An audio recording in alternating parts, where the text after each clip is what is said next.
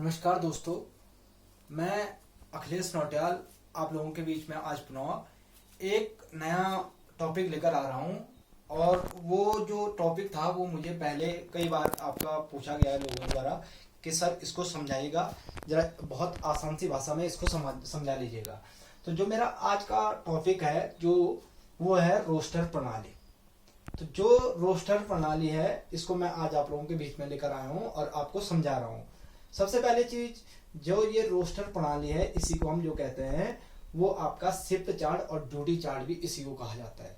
तो चाहे हम रोस्टर प्रणाली कहें, चाहे आपका शिफ्ट चार्ट कहें, चाहे आपका ड्यूटी चार्ट कहें, तीनों एक ही चीज है। और इस रोस्टर प्रणाली के साथ हमें जो पढ़ना पड़ता है वो आपका 200 पॉइंट रोस्टर सिस्टम और 13 पॉइंट रोस्टर सिस्टम, दो चीजें इसमें समझनी पड़ती है, क्योंकि रोस्टर प्रणाली के साथ साथ ये भी हमें पढ़ना पड़ेंगे। लेकिन जो ये रोस्टर प्रणाली है इसको पढ़ने के लिए मुझे थोड़ा आप लोगों के बीच में संविधान, जो कॉन्स्टिट्यूशन ऑफ इंडिया है, या संविधान के बारे में आपसे डिस्कस करना पड़ेगा।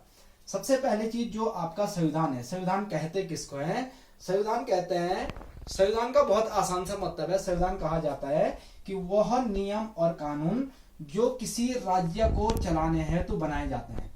यानी कि वह नियम और कानून जो किसी राज्य या देश को चलाने के लिए बनाए जाते हैं, चाहे राज्य है चाहे देश है, उसको चलाने के लिए जो भी नियम कानून है वो आपका संविधान कहलाता है।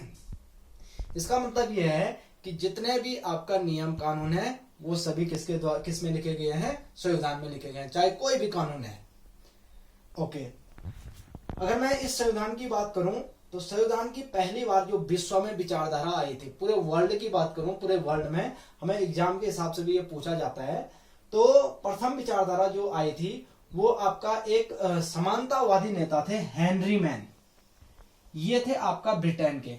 तो ब्रिटेन के हेनरी मैन, इन्होंने 1600 ईस्वी में आपका बोला था कि संविधान होना चाहिए। इन्होंने सबसे पहले संविधान की विचारधारा दी थी।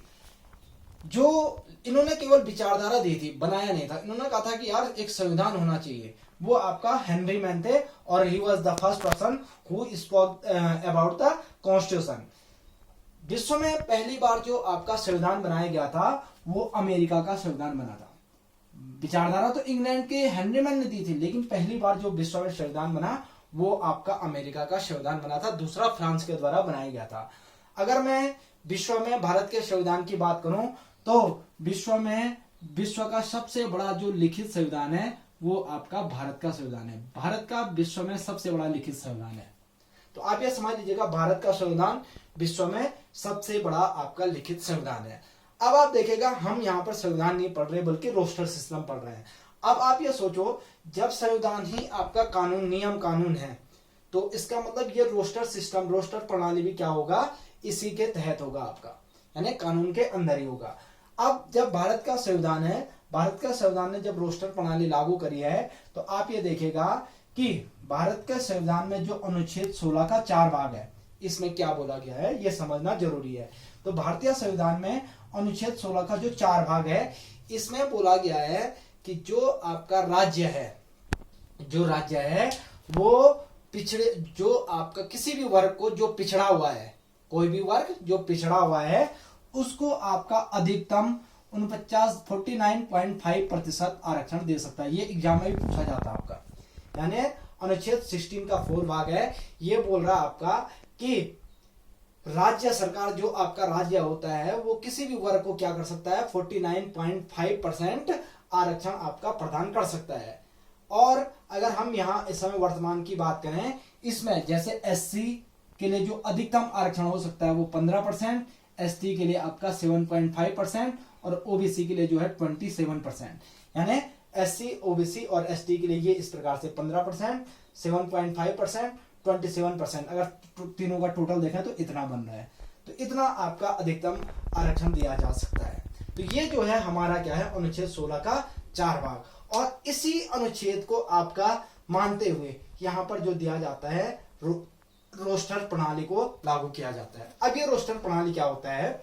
देखिएगा, जो आपका रोस्टर प्रणाली है, रोस्टर प्रणाली में आप ये समझ लीजिएगा कि इसी को शिफ्ट चार्ट भी कहते हैं और ड्यूटी चार्ट भी कहते हैं। बहुत आसान शब्दों में आपको बता रहा हूं कि रोस्टर प्रणाली है क्या। यानी रोस्टर प्रणाली एक ऐसी प्रणाली है जिसके माध्यम से, ये एक प्रणाली है जिसके माध्यम से हम क्या करते हैं, ये निर्धारित किया जाता है किसी भी विभाग में कोई पद जो आ रहा है वो किस वर्ग के लिए होगा। यानी रोस्टर प्रणाली क्या है कि कोई भी आपका रोस्टर प्रणाली एक प्रकार का ऐसी प्रणाली है जिसके माध्यम से यह तय किया जाता है कि किसी भी विभाग में अगर कोई वैकेंसी आ रही है, कोई पद आ रहा है, तो वो किस वर्ग को जाएगा। किस वर्ग का मतलब जनरल को जाएगा, ओबीसी को जाएगा, एसटी को जाएगा।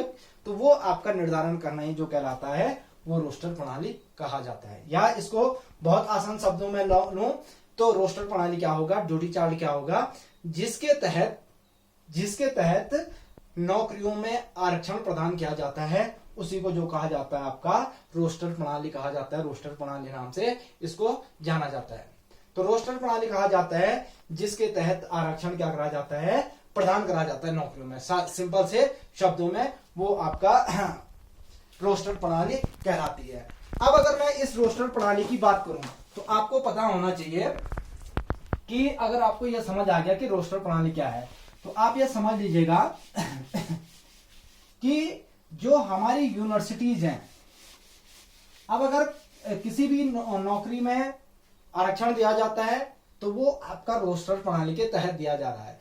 लेकिन हमारी जो यूनिवर्सिटी है यानी कि विश्वविद्यालय हैं, विश्वविद्यालय में जो पहले अपॉइंटमेंट होते थे, विश्वविद्यालय में जो अपॉइंटमेंट होते थे, नौकरी में जो अपॉइंटमेंट होते थे, वो 13 पॉइंट रोस्टर सिस्टम से होते थे।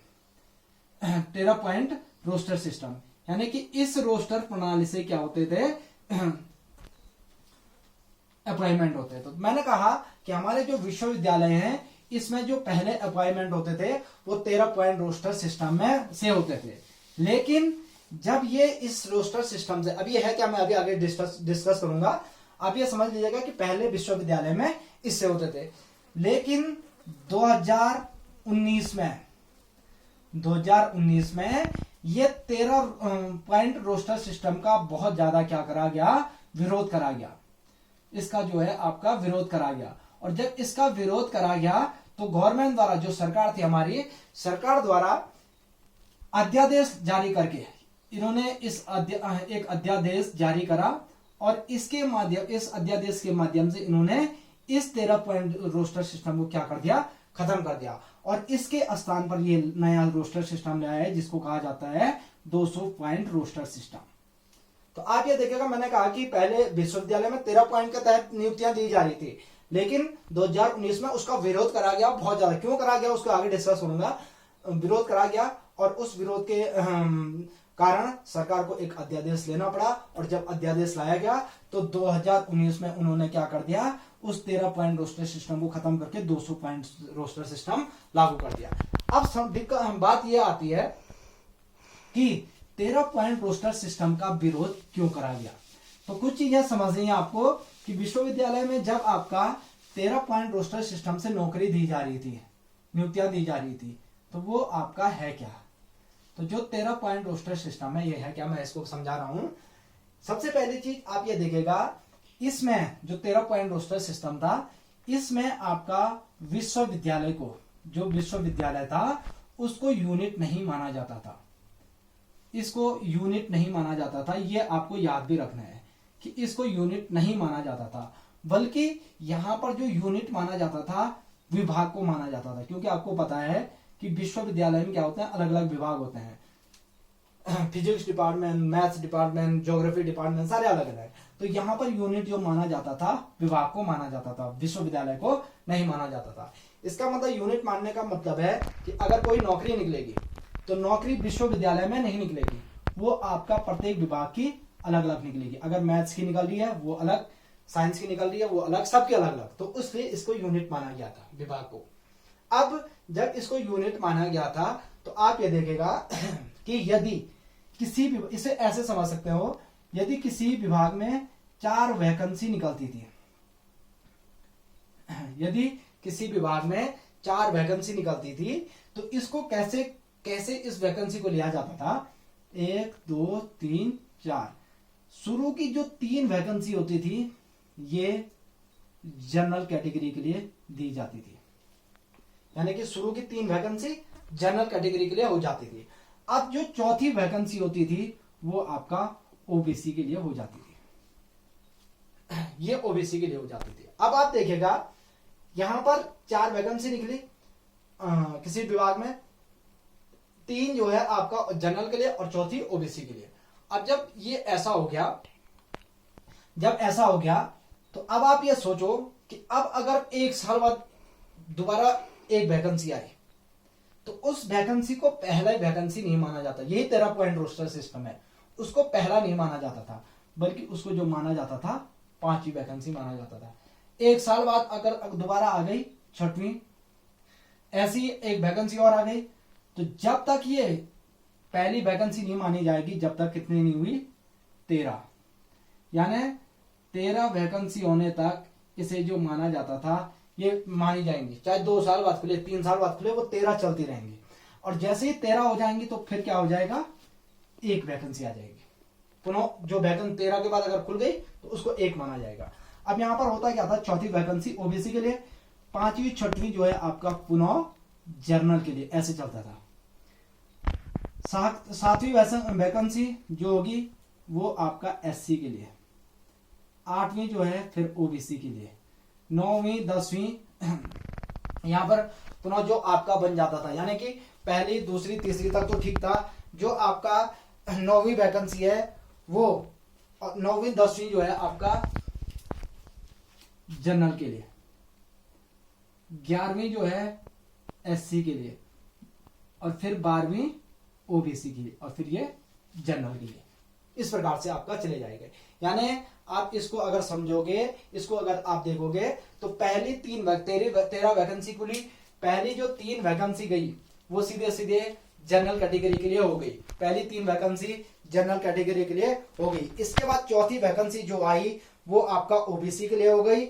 जो आपका 5वीं 6वीं आई वो जनरल के लिए हो गई। फिर 7वीं वैकेंसी जो आई वो एससी के लिए हो गई, 8वीं पुनः ओबीसी के लिए, और जो 9, 10 और 11 थी, 9, 10 थी वो जनरल के लिए हो गई, और जो 11वीं वैकेंसी है वो एससी के लिए, 12वीं पुनः ओबीसी के लिए, और 13वीं जनरल के लिए। तो अब आप देखेगा यहां पर पहली 3 इसके लिए आई, चौथी ओबीसी, 5वीं 6वीं इसके लिए, 7वीं एससी के लिए, 8वीं ओबीसी के लिए, और 9वीं 10वीं और 11वीं जनरल के लिए आ गई। ये 3 वैकेंसी जनरल के लिए, 12वीं ओबीसी के लिए और 13वीं एससी के लिए। अब 13 वैकेंसी जब पूरी हो जाएंगी तो पुनः अगर वैकेंसी खुल गई तो उसको क्या माना जाएगा, 1, तो फिर वो 1 जनरल के लिए। अब यहां पर क्या हुआ, इसका विरोध का कारण देखिएगा। 13 वैकेंसी खुली हुई है। अगर मैं आरक्षण की बात करूं तो पहले 1 सीट, 2 सीट, 3 सीट, 4 सीट और 5 सीट, तो टोटल सीट कितनी गई, 5 सीट। टोटल 5 सीट गई। अगर टोटल 13 में से 5 सीट मानी जाए, इसका परसेंटेज देखे जाए तो ये लगभग 31% निकल रहा है। इसका मतलब कि जबकि आरक्षण अधिकतम होना चाहिए था 49.5%, और यहां मिल रहा है इनको कितना, क्योंकि इसके बाद तो पुनः 1 हो जाना है, ये आपका मात्र 31% आरक्षण दिया जा रहा है। इस वजह से उनको उनका पूरा हक नहीं मिल पा रहा था। जो आपका पिछड़ी वर्ग थे उनको पूरा हक नहीं मिल पा रहा था, इसलिए इस 13 पॉइंट रोस्टर सिस्टम का क्या करा गया, विरोध करा गया, और इसके स्थान पर लाएगा 200 पॉइंट रोस्टर सिस्टम। इसके स्थान पर 200 पॉइंट रोस्टर सिस्टम लाया गया। अगर आपको 13 पॉइंट रोस्टर सिस्टम समझ आ गया तो 200 पॉइंट रोस्टर सिस्टम आपको आसानी से समझ आ जाएगा। वर्तमान में जो नियुक्तियां होती हैं वो 200 पॉइंट रोस्टर सिस्टम से होती हैं, यानी इससे आपका विश्वविद्यालय में नियुक्तियां हो रही हैं, यूनिवर्सिटीज में। अब ये क्या है, सबसे पहली चीज इसमें पहला चयन था कि यहां पर जो है विश्वविद्यालय को यूनिट माना जाएगा। एग्जाम में पूछा जाता है आपको, यानी यूनिट विश्वविद्यालय को माना जाएगा, किसी डिपार्टमेंट को नहीं माना जाएगा, बल्कि विश्वविद्यालय को यूनिट माना जाएगा। अब जब पहला चेंजेस तो ये था। दूसरी, यानी कि अब पोस्ट खुलेंगे तो पूरे विश्वविद्यालय की एक साथ खुलेगी। दूसरी चीज, जैसे यहाँ पर वैकेंसी 13 पर खत्म हो रही थी, यहाँ पर 1, 2, 3, 4, 5, 6 ऐसे नहीं, 13 पर नहीं होंगे, बल्कि कहाँ हो जाएंगे, जब तक 200 नहीं हुई तब तक चलती रहेंगी। 200 पूरी हो जाएंगी तब इसको कितना माना जाएगा, 1 माना जाएगा। तो आप ये देखिएगा 200 वैकेंसी जब तक आती हैं तब तक कहीं ना कहीं SC OBC और ST को क्या मिलता रहेगा, इनका कोटा मिलता रहेगा। तो इसमें ऐसा नहीं है, सिस्टम वही था कि पहले 3 जनरल के लिए, चौथी OBC के लिए, ऐसे आपका फिर जनरल के लिए, फिर आपका OBC SC के लिए, ऐसे चलता रहेगा। लेकिन आप ये देखिएगा कि ये 13 पे नहीं रुकेगा बल्कि आगे बढ़ता जाएगा। 200 सीटें ज्यादा हो जाएंगी और जब सीटें ज्यादा हो जाएगा तो कहीं ना कहीं OBC को उनका क्या मिल जाएगा, हक मिल जाएगा। इसलिए 13 पॉइंट रोस्टर सिस्टम का विरोध किया गया और जब 13 पॉइंट रोस्टर सिस्टम का विरोध करा गया तो इसके स्थान पर जो नया वर्तमान में लाया गया वो 200 पॉइंट रोस्टर सिस्टम लाया गया और इसी के माध्यम से वर्तमान में जो होती है विश्वविद्यालय में नियुक्तियां होती हैं। और जब विश्वविद्यालय में इसकी नियुक्तियां होती हैं तो ये आपका एक प्रकार से कहीं ना कहीं जो आपका पिछड़े वर्ग हैं उनको उनका हक दिलवा रहा है, इसलिए ये आपका लागू किया गया। उम्मीद है कि आप लोगों को ये पसंद आया होगा, आपको समझ आ गया होगा। आप लोग को इसका डिटेल डिस्क्रिप्शन बॉक्स में भी लिखा हुआ है, आप इसको देख सकते हो। और जो हमारा ये चैनल है इसको सब्सक्राइब जरूर कीजिएगा और लोगों के साथ शेयर जरूर कीजिएगा। धन्यवाद।